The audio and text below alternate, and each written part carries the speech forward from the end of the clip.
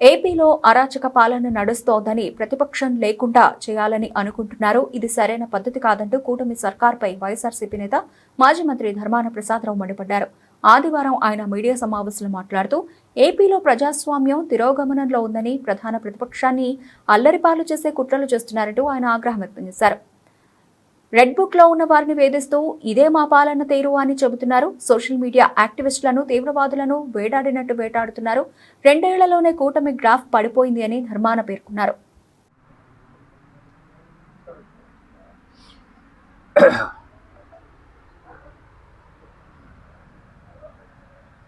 ప్రజాస్వామ్య వ్యవస్థలు కలిగినటువంటి దేశాలు అంటే రాజ్యాలు, అది రాష్ట్రం కానీ దేశం కానీ ప్రపంచంలో ఎక్కడైనా ఆ ప్రజాస్వామ్యం ప్రజలకు ఉత్తమమైన ఫలితాలు ఇవ్వాలి అంటే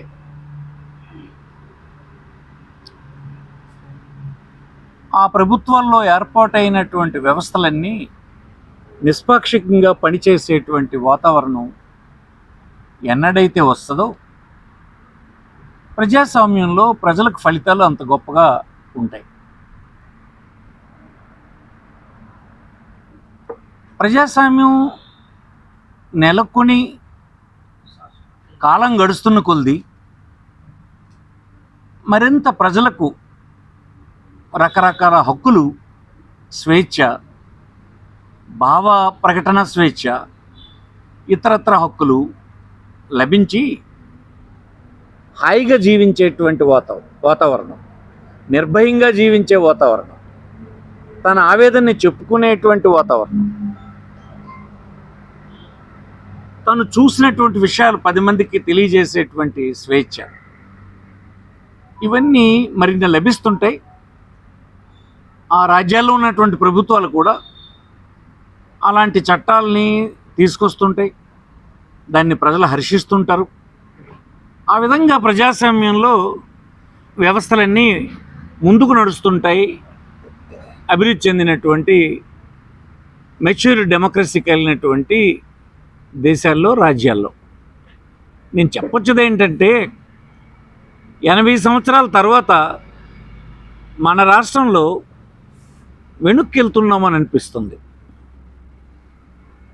పౌరుల హక్కుల్ని హరించేటువంటి కార్యక్రమం, ప్రజాస్వామ్యంలో ప్రతిపక్షం పనిచేయకూడదు అనేటువంటి వాతావరణం, ప్రజలకు ఏమీ తెలియనివ్వకూడదు అన్నటువంటి పాలకులు, భయభ్రాంతులు చేసి ప్రభుత్వంలో ఉండేటువంటి వ్యవస్థల్ని అధికారంలో ఉన్నటువంటి వారి చేతుల్లోకి లాక్కోవటం, ఆ వ్యవస్థల్ని ఇండిపెండెంట్గా పనిచేయనివ్వకపోవడం, ఇదంతా ప్రజాస్వామ్యంలో తిరోగమనమైనటువంటి చర్య. మన రాష్ట్రంలో నేడు ఇదే నాకు కనిపిస్తుంది. అలాంటి ఒక 40 సంవత్సరాల ప్రజా జీవితంలో ఉన్నటువంటి వాడిని ఒక రకమైనటువంటి పబ్లిక్ సర్వెంట్గానో, కాకపోతే ఒక సోషల్ వర్కర్గానో, ఒక రాజకీయ పార్టీ కార్యకర్తగానో పనిచేసిన సందర్భాల్లో డిటీరియేట్ అయిపోతున్నది అన్నది నాకు కనిపిస్తుంది. రాను రాను ఇంకా డిటీరియేట్ అయిపోతుందా అన్నట్టు అనిపిస్తుంది. ఈనాడు సాక్షాత్తు ఈ రాష్ట్రంలో ఉండేటువంటి ముఖ్యమంత్రి గారు లేరు, వారి తనయులు మొత్తం పరిపాలన అంతటిని వారిగా ఆపాదించుకొని, ఒక కుటుంబానికి ఆపాదించుకొని, మా వ్యతిరేకులైనటువంటి వాళ్ళందరినీ కూడా మేము ఈ రాష్ట్రంలో వారిని హింసిస్తాము, అల్లరి చేస్తాము, నోరెత్తకుండా చేస్తాము, చివరికి ప్రధాన ప్రతిపక్షంలో పనిచేస్తున్నటువంటి వారందరినీ అల్లరి చేసే కార్యక్రమం చేస్తున్నారు. చీఫ్ మినిస్టర్ కుమారులైనటువంటి లోకేష్ గారు ఆయన నేరుగానే పబ్లిక్గానే చెప్తారు, రెడ్ బుక్ అనేది పెట్టుకున్నాం, ఆ రెడ్ బుక్లో ఉన్నటువంటి వారిని అందరినీ వేధిస్తాం, ఇదే మా పరిపాలన తీరు అంటున్నారు. ఇదే దేశంలో ఇంకొక 29 రాష్ట్రాలు ఉన్నాయి. ఎక్కడైనా ఇలాంటి పరిపాలన ఉందా? మీకు మీరు ప్రశ్నించుకోండి. కనీసం ప్రజాస్వామ్యంలో ఇది తగునా? 80 సంవత్సరాల ప్రజాస్వామ్య వ్యవస్థలో మనం దిగజారిపోతున్నట్టు అనిపించడం లేదా? మీకు వ్యతిరేకులు ఎవరుంటే వాళ్ళు నోరెత్తకూడదా? వారు మాట్లాడకూడదా? ఈ రాజ్యాంగం కల్పించినటువంటి ఏ స్వేచ్ఛ వారికి లేదా? ఇలాంటి భావంతో మీరు ఉన్నట్టుగా మీరే పబ్లిక్ డాస్ మీద చెప్తున్నారు. చర్యలు కూడా ఆ విధంగానే కనిపిస్తున్నాయి. ఇలా అయితే ఏమవుతుందో తెలుసా? కింద పనిచేస్తున్నటువంటి వ్యవస్థలన్నీ తప్పుదారి పట్టేస్తేనే మనం చేస్తున్నాం. ఆ స్వతంత్రత కోల్పోయి ప్రజలకు భారీ ఎత్తున మీకు తెలుసుకుని తెలియకుని దుర్వినియోగం అయిపోయినటువంటి పరిస్థితి దాపురించింది ఈ రాష్ట్రానికని ఈ సందర్భం మనం చేస్తున్నాం. నిన్న ప్రధాన ప్రతిపక్షానికి చెందినటువంటి జగన్మోహన్ రెడ్డి గారి కార్యాలయంలో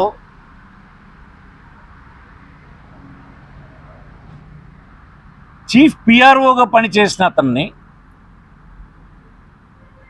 మీరు వారి కార్యాలయం ఎదుటే అరెస్ట్ చేశారు. సరే, నేను తప్పు చేసినటువంటి వారిని ఎవరిని నేను సమర్థించను, కానీ తప్పు చేశారన్నటువంటి వ్యక్తికి ఇన్వెస్టిగేట్ చేసే సంస్థకు ఈ దేశంలో నువ్వు రా. తప్పు చేసే వ్యక్తి తన వివరణ ఇచ్చుకోవడానికి మీరు నోటీస్ ఇవ్వాల్సి ఉంది కదా. నోటీస్ తర్వాత మీరు సాక్ష్యాధారాలు సేకరించవలసి ఉంది కదా. రెక్కి నిర్వహించి తీవ్రవాదుల్ని మీరు వెంటాడినట్టు వేటాడి వాళ్ళ ఇళ్లలో దూరి భయభ్రాంతులను చేసి వారి వద్దున్నటువంటి సెల్ ఫోన్ని ల్యాప్టాప్ని లాక్కొని అందులో సమాచారం కోసం తాపత్రయపడుతూ ఇదంతా కరెక్ట్ అయినా మీకు అనిపిస్తుందా అని అడుగుతున్నాను. నేను 40 సంవత్సరాల్లో చిన్నప్పటి నుంచి ఈ జిల్లాలో చూశాను. కాంగ్రెస్ ఇక్కడ చాలా బలహీనంగా ఉండేది. నేను కాంగ్రెస్ వాదిని కనుక కాంగ్రెస్లో పనిచేసేవాడిని. చేస్తున్న రోజుల్లో ప్రధానమైనటువంటి అధికార పార్టీకి నేను ఒకడిని ఇక్కడైతే 10 మంది యామహేమీలు అధికారంలో ఉన్నటువంటి వాళ్ళు ఉండేవారు. నేను ఏ విమర్శలు చేసినా ఎప్పుడూ మమ్మల్ని ఎంత ఘోరంగా ఎంత అవమానకరంగా వ్యవస్థలని చేతిలో తీసుకుని రాజ్యాంగ విరుద్ధంగా చట్టవిరుద్ధంగా హింసించే కార్యక్రమం ఎప్పుడు గత 40 సంవత్సరాల్లో నేను చూడలే. ఎవరి అభిప్రాయాలు వాళ్ళు చెప్పేవారు, ప్రజలు అందులో సమాచారాన్ని తీసుకునేవారు, అన్ని వాదనలు వినేవారు, సమయం వచ్చినప్పుడు వారి తీర్పు వాళ్ళు ఇచ్చేవారు. చంద్రబాబు నాయుడు గారు కానీ వారి కుమారులు కానీ మీరు నెక్స్ట్ జనరేషన్కి ఏమి ఇస్తున్నారు? మీరు ఏమి సమాచారం ఇస్తున్నారు? ఏమి సందేశం ఇస్తున్నారు? పరిపాలన అంటే ఇదేనా అనుకుంటున్నారా? దీనివల్ల మెజారిటీ ప్రజలకు ఎప్పుడైనా మేలు జరుగుద్ది అనుకుంటున్నారా? ఇలాంటి పరిపాలన చేసిన వాళ్ళు ఎవరైనా మళ్ళీ అధికారంలోకి వచ్చే అవకాశం ఉందనుకుంటున్నారా? ఇది కాదని మీకు మనం చేస్తుంది. నెక్స్ట్ జనరేషన్కి మీరు ఇస్తున్నటువంటి సందేశం తప్పు. అనుభవం ఉన్నటువంటి వాళ్ళు, రాజకీయాల్లో ప్రవేశం ఉండి అనేక అనుభవాలు గుర్తుకొచ్చిన వాళ్ళు, ప్రపంచంలో అనేక సంఘటనలు చూసినటువంటి వాళ్ళు మరింత మెరుగైనటువంటి పరిపాలన, హాయిగా పౌరులు స్వేచ్ఛగా వ్యవస్థలో పనిచేస్తున్నటువంటి సంస్థలన్నీ నిష్పాక్షికంగా ఏది దుర్వినియోగం కాకుండా చూడడమే అక్కడ ప్రభుత్వాలు గొప్పగా నిలబడ్డాయి. కానీ ఇలాగ దుర్వినియోగం చేసినటువంటి వారు ప్రజల మనల్ని మళ్ళీ పొందుతారని నేను అనుకోవడం లేదని మనం చేస్తున్నాం. మరి ముఖ్యమంత్రి గారు తనయుడికి చెప్పలేక ఇలాంటి దుర్మార్గాలకి జెండా ఊపుతున్నారో, తర్వాత ఆయన కూడా చివరి దశలో ఇలాంటివి చేయడం ద్వారా అధికారం నిలబడుతుందని తప్పు ఆలోచనలు ఏమనుకుంటున్నారో నాకు అర్థం కావడం లేదు. ప్రధాన ప్రతిపక్షానికి చెందినటువంటి ఆఫీసులో ఉన్న చీఫ్ పిఆర్ఓని తన కార్యాలయం ముందే అవకాశం ఇవ్వకుండా తీసుకెళ్ళిపోతే ఈ దేశంలో న్యాయ వ్యవస్థ లేదనుకుంటున్నారా? న్యాయ వ్యవస్థ ఉంది.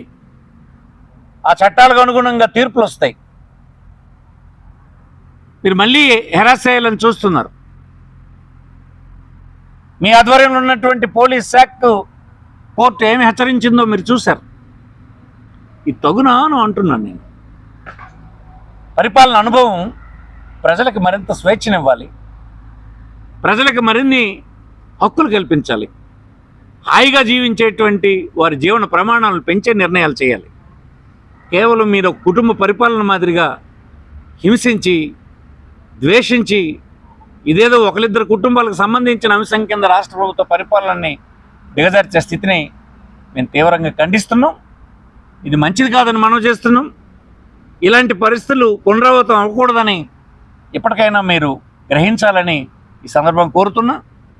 మీరు ఎవరైనా శిక్షించాలనుకుంటే చట్టం ఉంది, లా ఉంది, ప్రొసీజర్ ఫాలో అవ్వండి, వారిని దోషులుగా నిలబెట్టండి. మా ఉద్దేశం తప్పు చేసినటువంటి వారిని రక్షించమని చెప్పేదానికి కాదు. దానికి కూడా మనం తయారు చేసుకున్నటువంటి ప్రొసీజర్ ఉంది. ఆ ప్రొసీజర్ ఫాలో అవ్వాల్సిన అవసరం ఉంది. న్యాయ వ్యవస్థను గౌరవించాల్సినటువంటి అవసరం ఉంది. అవన్నీ అధిగమించి చేయడం ఏదో ఒకరోజు ఇలాంటి దుర్మార్గాలు చేసినటువంటి వాళ్ళని మింగేస్తుందని మనం చేస్తున్నాం. ఇది కరెక్ట్ కాదు. చక్కగా సవ్యంగా ఈ దేశంలో ఇతర రాష్ట్రాల్లో జరుగుతున్న పరిపాలనని మీరు చూసైనా నేర్చుకోవాల్సినటువంటి అవసరం ఉందని ఈ సందర్భంగా ప్రభుత్వాన్ని, దాన్ని నడుపుతున్నటువంటి పెద్దల్ని నేను ఈ సందర్భంగా హెచ్చరిస్తూ ఉన్నాను. నమస్కారం.